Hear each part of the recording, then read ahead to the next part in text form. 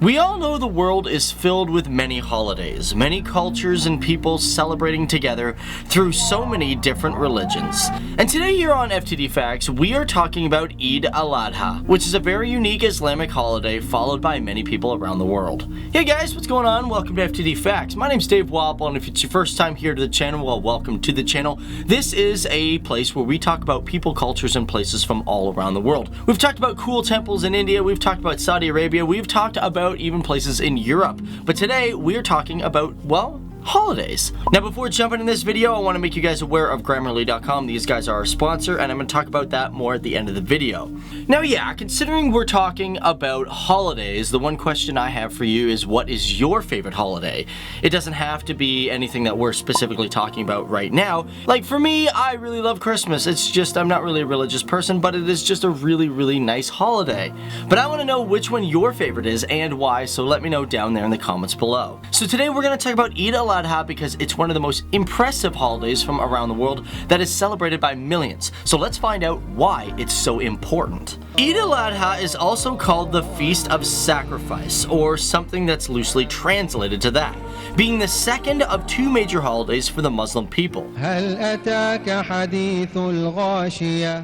Now, the word Eid al-Adha traces back to even Urdu and Hindu words, as the word itself is taken from Indo-Aryan language, which dominates the Indian subcontinent. And for the word Eid al-Adha, it's actually not really universal. It's spelled many different ways in many different regions. So my question is, when it comes to this holiday, when does it happen? Well, if you look at it from a Georgian calendar perspective, which most of the world follows, it looks like it doesn't follow the same date every single year. Sometimes it's in September, sometimes it's in August. It's all over the place. But if you look at it from the proper Islamic calendar in which this holiday follows, it actually happens on the same day every single year. Now the reason for this is because the Islamic calendar follows a lunar cycle, and the Georgian calendar is the one that follows the sun.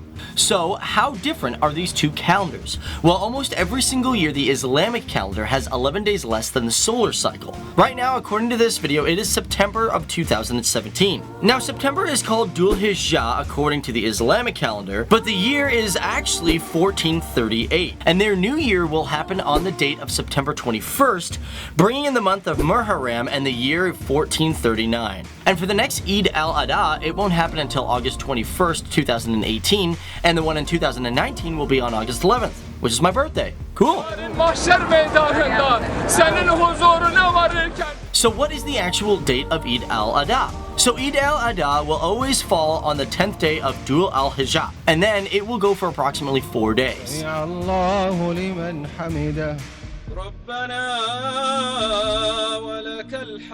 So during this holiday, people of the Islamic faith will pray at several temples around the world. And one of the biggest is the Great Mosque of Masjid al-Haram. And this thing is huge. It's one of the largest mosques on the entire planet and is considered one of the holiest places according to the Islamic people. And for 2007, they had over 2 million people come and pray to this thing during this holiday.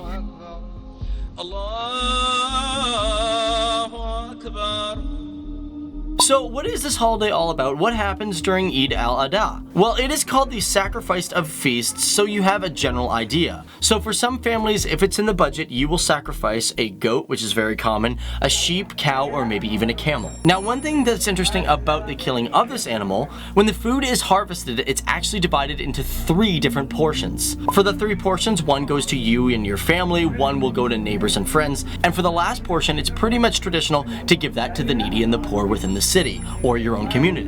Now, when I first heard about this, I kind of thought to myself, I'm like, wait a minute, okay, so how is this sort of celebration allowed to happen? Like, do people just go in their backyards and just slaughter an animal? That might not be appropriate in some nations. Well, if you take places like Britain, for example, you are actually allowed to do this, however, you have to go to a slaughterhouse to have it done. As well, when it comes to this holiday, one very important location we should talk about is Mount Arafat. Located east of Mecca, it is another important place for the pilgrimage, but you know what, it's kind of interesting because certain Muslims actually believe that this was the place that Adam and Eve fell from the heavens. As well, it was thought it was the place where Adam was forgiven, thus why it's also called Mount of Mercy. Many people, many Muslims, we thank God we see we are brothers here from other countries. But in 2017, during that pilgrimage, they had over 2 million people go to Mount Arafat.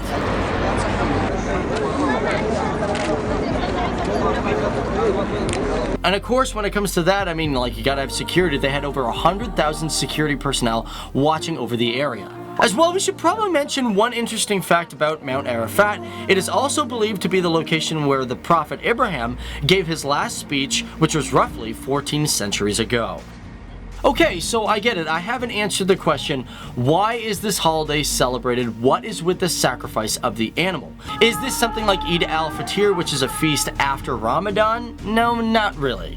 When it comes to the Islamic view on God, this holiday is a reminder of Abraham's willingness to sacrifice his son to God. And although he showed his commitment and his obedience, before he did so, God offered him a goat to sacrifice instead. And therefore, that is why the animal comes into play. Now keep in mind, this story not only just appears in the Koran, but also in the Torah and the Old Testament Bible. Okay, so yeah, here out in North America, we have a lot of holidays like Christmas and Halloween. People will say, hey, happy Halloween. People will say, Merry Christmas. Now, for some people who follow Eid al-Adha, they're a little like, wait a minute, how come nobody ever wishes us like our happy holidays? So say you got a friend that's Islamic of faith and you want to wish your best blessings onto them during this time.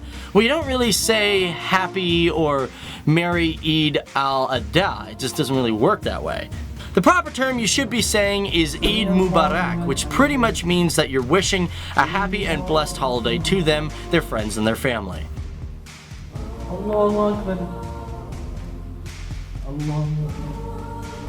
And to close it out, guys, let's talk about a couple of traditions that one person may do during this holiday. For example, the men who follow this holiday will usually partake in what is called a ghusl. Now, no, that's not some animal that you hunt and kill, not a goose or anything like that. A ghusl is realistically just a bath. But in this case, it's more of a ritual bath for this holiday. One will usually take one before going to prayer. And of course, to the people who are Islamic of faith, generally during this time, people are encouraged to visit the graves of their past loved ones. But that is us just taking a brief look at Eid al-Adha, a unique holiday and celebration that is honored by millions of people around the world. My name is Dave Walpole, guys, and thank you guys so much for hanging out with me here and learning about new cultures and people from all around the world. It's always fascinating to, well, find out what you don't really know. Because on this planet, we just got so many different cultures that I feel like we should learn more about them. Because generally we hear via the grapevine, oh, this person's like this and this group of people is like that. But really, we should just take some time to learn a little bit about the history and what other cultures go through for their holidays, their daily routines, just so we can get a better understanding of our neighbors and the people that we are sharing this planet with. But before I get out of here, guys, one thing I gotta let you guys know about Grammarly.com. These guys are our sponsor. Guys, do us a favor, go check them out and do yourself a favor by downloading their program. Hey, it's totally free, and you know what, if you really want to work on your English, guys, I've been speaking English for almost 31 years. That's my age. I mean, I probably was speaking at the age of 2, but let's be real, I can always improve on mine, and I use this program quite daily. We use it here on FTD Facts, so check it out, free program, and it helps us get more videos to you guys, because we know you guys love videos so much from us because they're so much fun, right? Also with that, guys, be sure to check us out every single day, Monday to Friday, because we are constantly uploading for all of you. Ooh, and of course, if you guys want to hit me up, or even my pal Leroy up, who does this channel with me as well, you can follow us on Instagram. Either one of us will be fine. Feel free to always send us a message, because we always love hearing from you guys. And of course, don't forget to leave a comment down there, because you guys know we like to do videos that you guys request. But either way, with many different countries around the world, it is filled with many great people and communities and cultures. And some of these cultures and traditions may be totally different from our own understanding. But the thing that stands out over all of these traditions are moments of people spending it with family in peace, honor, and joy. Oh yes, and of course, Eid Mubarak.